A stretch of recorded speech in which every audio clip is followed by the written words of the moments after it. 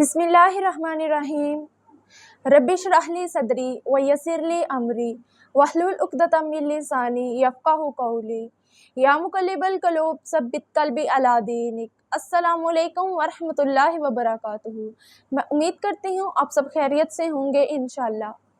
आज का हमारा टॉपिक है सिबग़त अल्लाह को अपनाना क्यों ज़रूरी है। सिबग़त अल्लाह क्या है? सिबग़त अल्लाह, अल्लाह का रंग। अल्लाह ताला ने कुरान मजीद में सूरह बकरा आयत नंबर 138 में फरमाया है, कह दो कि मैंने अपने ऊपर अल्लाह का रंग चढ़ा लिया, अल्लाह का रंग कबूल कर लिया और इसके रंग से बेहतर और कौन सा रंग है। यानी कि अल्लाह के रंग से बेहतर और कौन सा रंग है, और हम सिर्फ अल्लाह ही की इबादत करने वाले हैं।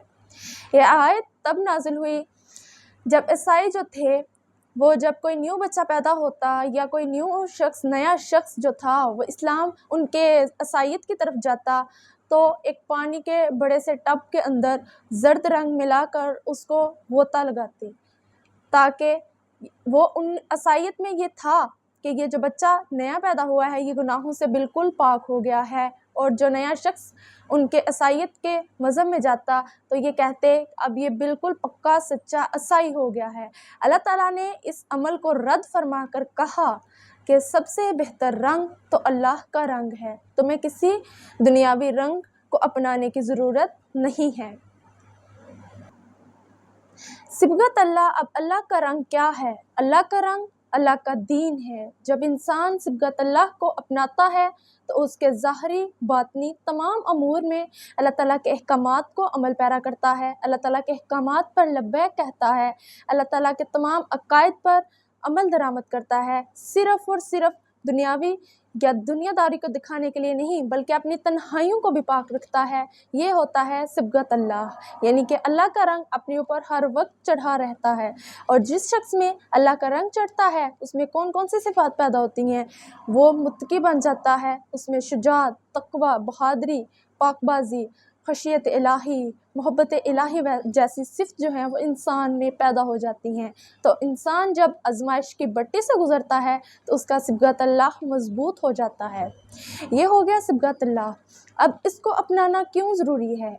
इसको अपनाना इसलिए ज़रूरी है कि ये आम इंसान या आम लोग नहीं अपनाते बल्कि अल्लाह ताला के बहुत ख़ास लोग अपनाते हैं, जो अल्लाह ताला के अच्छे और नेक बंदे होते हैं। वो उनकी सिफ़ात कौन सी होती हैं?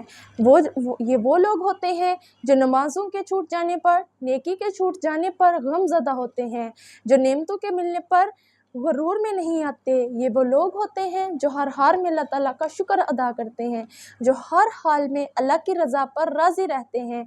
फिर अल्लाह ताला उनको चुन लेता है, उनको ख़ास कर लेता है। फिर अल्लाह ताला दुनिया के तमाम इंसानों में अपने ख़ास बंदों में उनका नाम शामिल कर लेता है।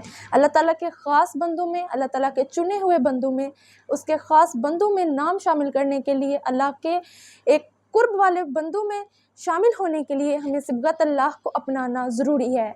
अगर ये इतना ज़रूरी ना होता तो अल्लाह ताला कुरान मजीद में कभी भी ना फरमाता।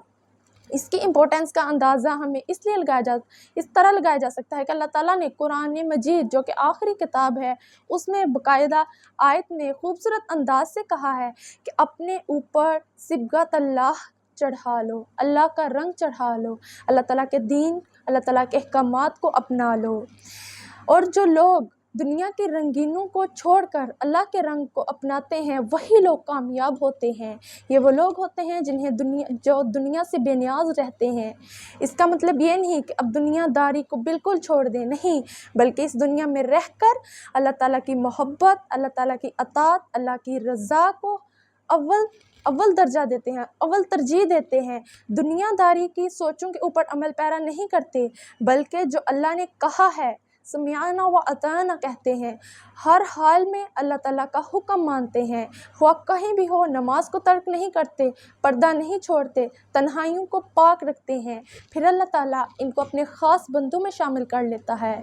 दुआ है कि अल्लाह ताला हमें अपना सिबग़त अल्लाह मज़बूत करने की हिम्मत और तौफ़ीक़ अता फ़रमाए।